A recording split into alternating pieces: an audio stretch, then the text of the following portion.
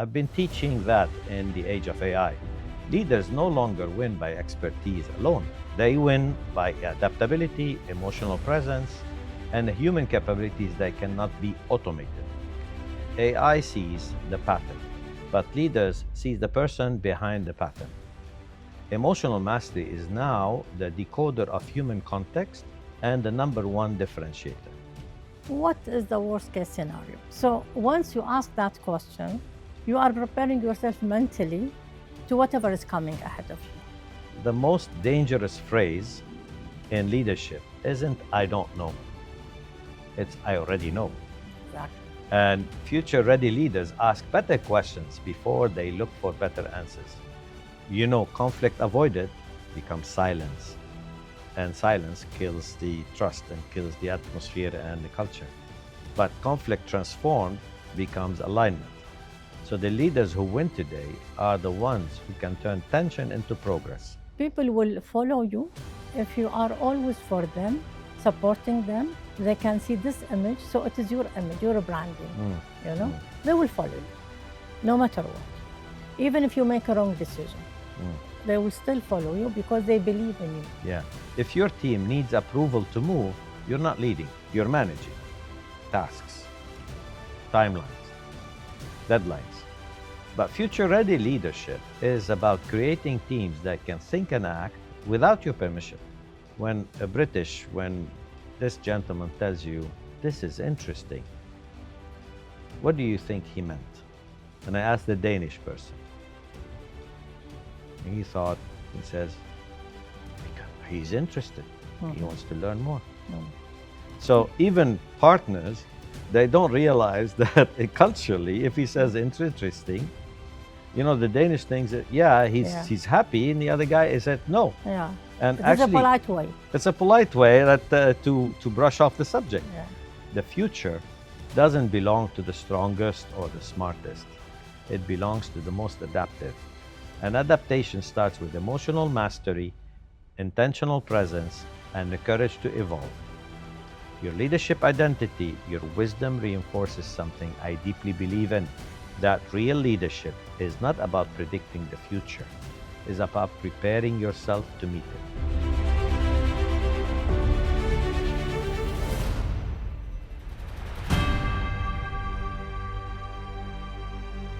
So, Haifa, welcome back to our Fight-Side Chat. We're going to talk about the ADAPTIVE7 today. And this is a key element for future readiness for all our leaders. With the age of AI, there's a lot of disruption, and people are scared, that people don't know how to collaborate. Is it an enemy? Is it a friend? How to benefit and how to stay irreplaceable. Recently, I've done a masterclass just talking about that. So I want to take your opinion on all the elements of the ADAPTIVE7, which we'll go through them one by one. Great. Before we dive in, I've been teaching that in the age of AI, leaders no longer win by expertise alone. They win by adaptability, emotional presence, and human capabilities that cannot be automated. So that's the foundation of my ADAPTIVE7 model. 7 behavioral advantages that make modern leaders irreplaceable.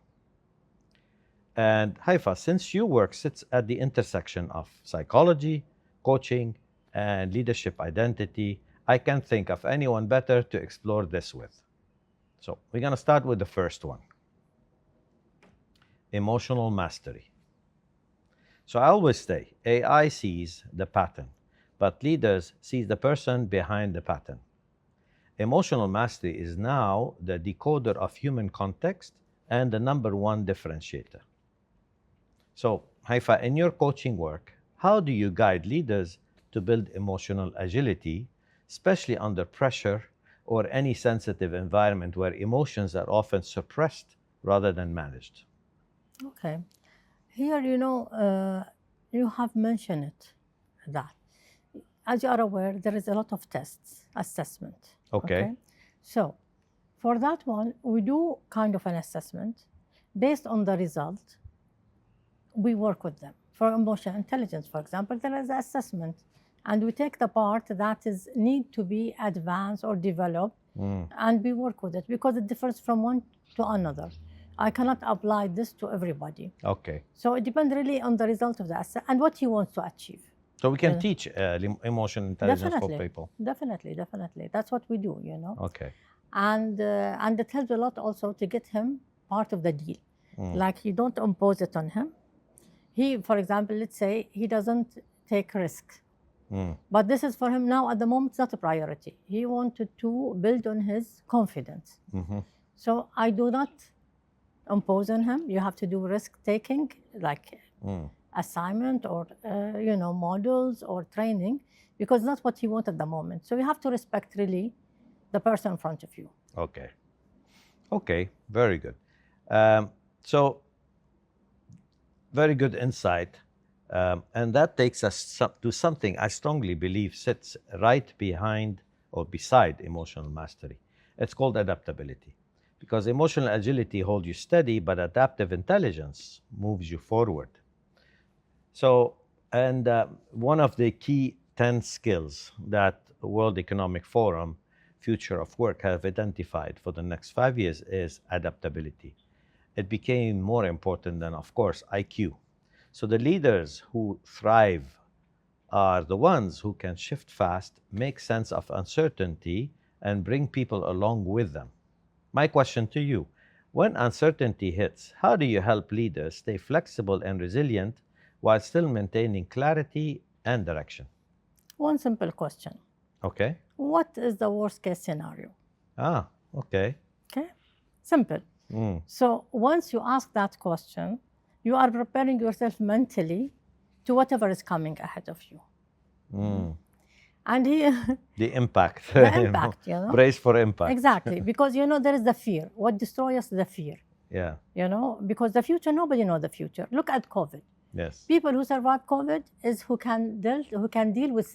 dealt with uncertainty. Yes. It is something that is happening, whether you like it or not. This, I think, what differentiates us. I just want to share with you a small story, if I may. I have a colleague of mine. She's a climber. She has an accident. Okay. So she came devastated that I'm not a good climber. Her confidence went down. Emotionally, she was very disturbed because she was thinking she's not died yet. She was thinking, what happened if I die? Yeah. It's a very negative thought. Yes. So affected her job, affected everything. And it was a fear, it is uncertainty. Yeah. What would happen to me if... Then I asked her, okay, I'll take this question. What would happen to you if you die? Okay, interesting. Yeah, she said, I would not know. There is no pain. I said, fine. So the worst case scenario is you die. You die. Yeah, so that's it. It is a mind shift. Yes. You talked about it. Yes, yes. So also, I will say, you ask your question, what is the worst case scenario? And I'm sure you can live with which will not happen, inshallah. But this is the worst case scenario. So. Yeah. And, you mentioned during COVID, it's very interesting because I use the same example on AI. AI never would have been predicting how we will behave in COVID. True. Yeah, he might have predicted some patterns of signals that COVID might hit. Yeah. But how people reacted, adapted with different countries, different people, and so forth, is all human intelligence, human adaptability at best. AI would never tell you we should do this, right? So that's very interesting. Look, for example, at Dubai. I'll take it always as an example. Okay. I think it is one of the few that flourish and get benefit from COVID. Yeah, that's the king of adaptability. Exactly. Yeah, absolutely. No, exactly. Once the leaders learn how to adapt, the next leap is learning what to adapt to. And that's where creative problem finding becomes a real competitive advantage. So I often say the most dangerous phrase in leadership isn't I don't know. It's I already know. Exactly. And future-ready leaders ask better questions before they look for better answers. So the question to you, how do you develop this sense of foresight in leaders, the ability to see the real problem before trying to solve it? Okay. You mentioned creativity. Yes. And creativity, you can build on your creativity. All of us are creative. Yes. It is, but some people are, let's say, more advanced in developing their creativity. Okay. And they do not have the limited belief that I'm not creative. Because you are born creative. Look at the kids when they play. Yes, They are so creative. As we grow older, we have a barrier mentally, maybe. Mentally a barrier. So during, I lose a lot of art in the well-being session. Yes. And one of them is about creativity. I teach people how to go to their origin and how to be creative as when they were young. Okay. So a lot of exercises. This is like a mind opener. And at the same time, it helps you solve a problem because you are looking at it from different perspective. And that's what you need. When you have a problem, you have to look at not from one perspective. Yes. From different perspective. And this has come with the creativity and how to develop these skills because we have it. Yes. We just either neglect it or we don't think we are creative enough. And I love that. I love that. And speaking of seeing beneath the surface, exactly. One area where leaders struggle most is conflict. So not just because they lack the skill, but because they lack framework to transform it. And I call it what I put in the ADAPTIVE7. We're at number 4 now. It's called conflict alchemy. And conflict avoided becomes silence. And silence kills the trust and kills the atmosphere and the culture. But conflict transformed becomes alignment. So the leaders who win today are the ones who can turn tension into progress. My question to you is, you've coached many leaders through difficult conversations. What's your method for transforming conflict into growth rather than fear and avoidance? See, here I ask, what is their communication look like? Because if they are communicating well, they will not have a conflict. So, for example, when they bring me a situation, a role play, I'll ask them, okay, look it from their perspective, not your perspective. What they would think about it, And then this is where the mind shift started to happen. Once he sees it from the other person, he will give me solution, not to me, to himself. Yeah. I could have said this in a better way. Or I could, so you keep asking them, probing them, what could have been better? Yeah.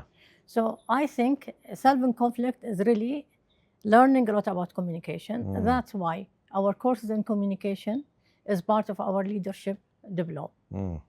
And there's an element you mentioned, which is alignment of seeing the same thing from different perspective, but seeing the same thing. And I always use a simple exercise, which is you find everywhere. While we're sitting opposite each other, and I draw a number, which is, from my side, I read it 6. From your side, you would read it 9. So if we want to read it 6 or a 9, I should come to you or you should come to me, and we see the same thing together, right? So that's alignment. So absolutely. And, once leaders know how to manage conflict, the next frontier is influence. So we've talked about emotional intelligence, adaptability, creativity. Now we've talked about conflict. Now we talk about influence, because this ability of persuading without force is what shapes culture, not process. You can persuade people by the stick and the carrot, but the art is to persuade people without even force, without moving. So I teach normally influence is not about authority. It's about emotional safety. People don't follow instructions. They follow identity, meaning, and trust. And my question to you would be, what have you observed as the key to building authentic influence without falling into ego or power dynamic? I think people will follow you if they believe in you. Okay. So if you are always for them, supporting them, they can see this image. So it is your image, your branding, They will follow you, no matter what. Even if you make a wrong decision, they will still follow you because they believe in you. Yeah. They believe in the model they are seeing. And here I have to share with you, I saw a friend yesterday in Bahrain, and it is like a friend I have not seen 20 years. And so from my school years. Okay. So she asked, it is funny how people influencing others without realizing. So I tell her, she asked me, what do you remember about me? And that's okay. I remember you are very tidy. She was like number one in the class, you know. I Okay. was an average student. She was top class. Yeah. She said, "What do you remember?" I said, "You are always organized." This is her character. You are always tidy. You have your pens. You have your rubber, Rulers everything. and everything. Yeah. And I sat next to her, and it is my personality. Last minute, I flourish under last minute. Okay. I flourish under stress. So of course, I came to the school. None of the above is with me. So I asked her, "Can I borrow?" Before she answered, I already took it. You know. Okay. So that's my image. Like I thought Okay. that she will tell me that you are not untidy, you are not Yes. organized. She said, "Haifa." So I told her, you are very organized, you are this. So I was expecting like my image to her, The opposite. the Yeah. opposite. She Yeah. said, "No, Haifa, I always remember you as somebody who is creative." You mentioned the No. word. Okay. And somebody who is not afraid to say what, you know, what image you reflect. Okay. And true, I mean, this is from birth. Yeah, I Yeah, mean, this yeah. is how I am. And she said, "Your influence is too strong on me." I was shocked that I left an impression. Wow. Because she always wanted to be Mrs. Madame Curie. You know, because she is, you know, she is into science. So the teacher always asks us, "What do you want to be?" Yeah. And because my value and I believe in traveling, I always say I want to an air hostess. Okay. Now that's my, if you Yeah. ask me at that age. At the time, She always say, "I want to be Madame Madame Curie." Curie. Okay. So an inspection come from the ministry to check on the teacher. So the teacher did her job, and then the teacher, she wanted to show her skills. So she asked us like the three she has in mind who are very smart, who are very studious. She asked this friend, she raised her hand because it is all staged. We know she was going to ask. She told her, "What do you want to be in the future?" The teacher was expecting that you'll say Madame Curie. She said, "I want to be an air hostess." You influence so deep now. Yes, out of the blues, you know. She said, "I am surprised," this is my friend, "that I answer because it's not what I want." Yeah. You know, it comes just like from, you know. Wow. Wow. So, yeah. I love, you're perfect in storytelling. I mean, you make the point really nice.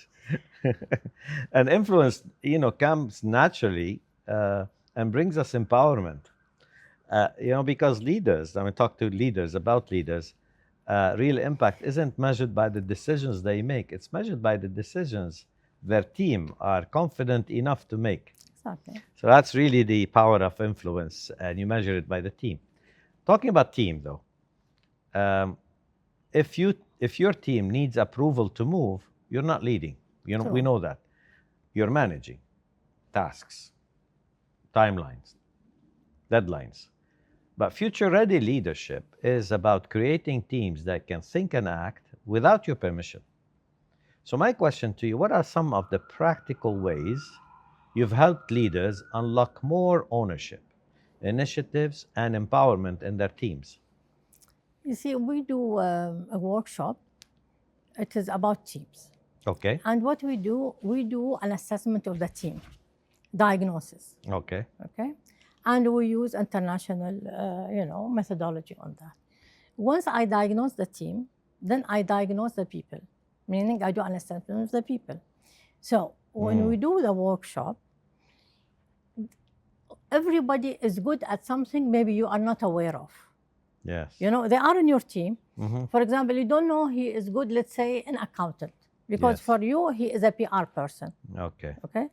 So what I do, I believe in role play. So I will give them a project. From the project, everybody has to play different role. Let's say you are an accountant, you will play Yes. the PR, you know. So from that, the team is exposed to each other hidden resources. Okay. Interesting. Okay, so you are uncover them. This takes us like 1 to 2 days. It depends on the requirement, you know. But really, it is an eye opener. Yes. So it is. If you want your team to survive with or without you, you have to first of all give them the authority, believe in them. But you cannot give somebody an authority and you believe in him without really knowing him. Knowing him, of course. So you have to know your people. You Yes. have to know their abilities, you know, and then, as they say, the ship will sail. You know. Yes. Yes. So, Mazboot. yeah. No, exactly. And empowerment even becomes more important when you're leading across cultures, right?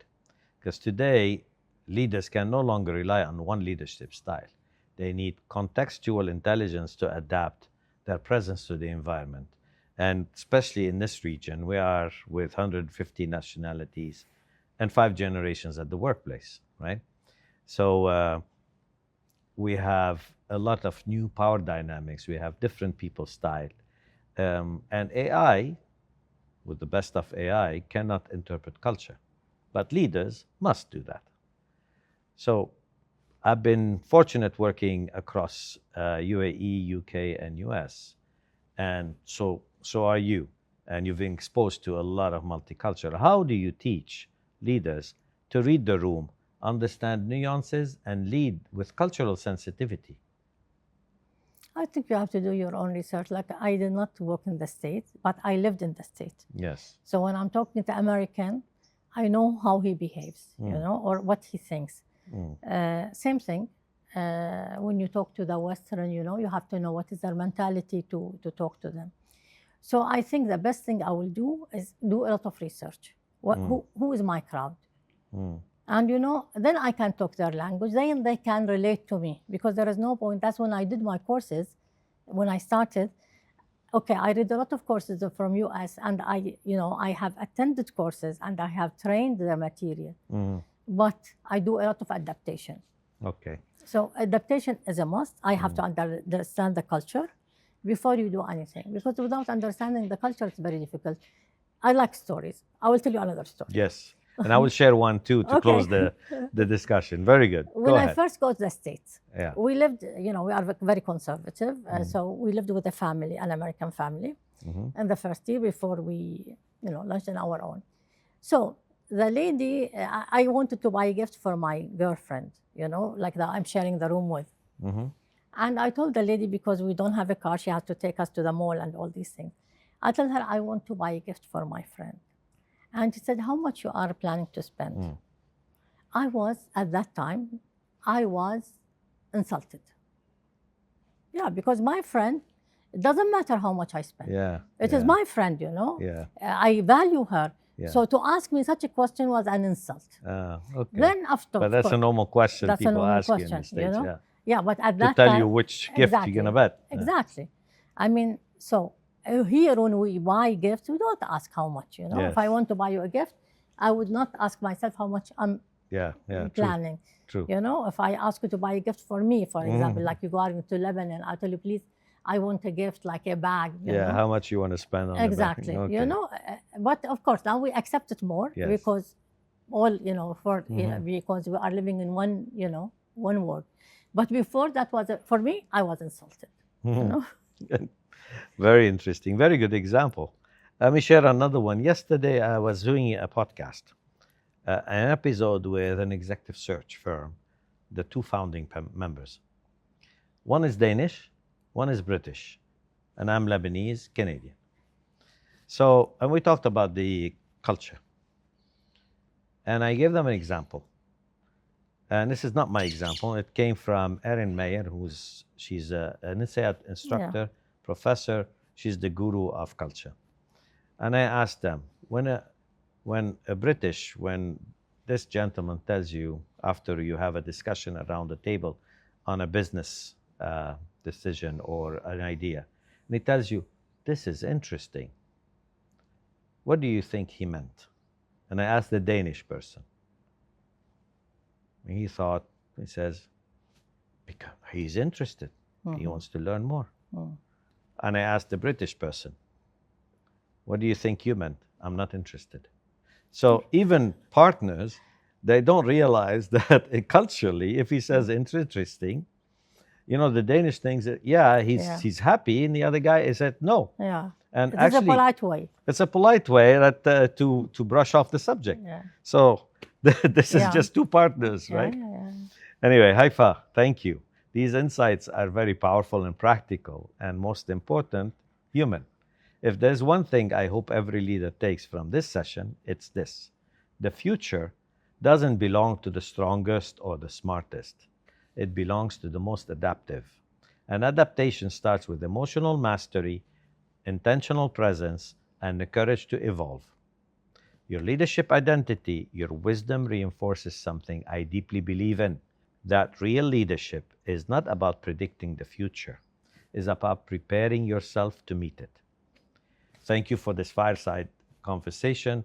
Haifa, I'm certain it will resonate deeply with every professional striving to become future ready. Thank you again.